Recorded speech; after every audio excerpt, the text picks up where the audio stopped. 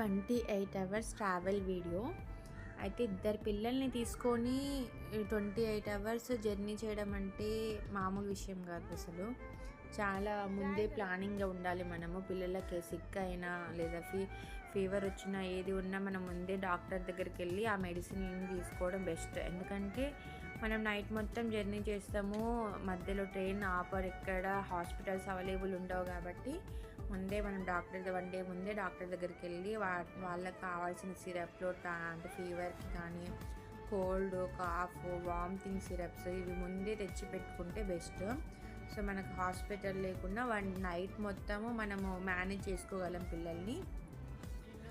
అదేవిధంగా ఫుడ్ మధ్యలో train food బాగోదు కాబట్టి పిల్లలకి ఎప్పుడు ఆకలి అవుతుందో చెప్పలేము. కాబట్టి ముందే వాటర్, ఫుడ్ కూడా మనం ప్రిపేర్ చేసుకొని ఉంటే మంచిది జర్నీలో.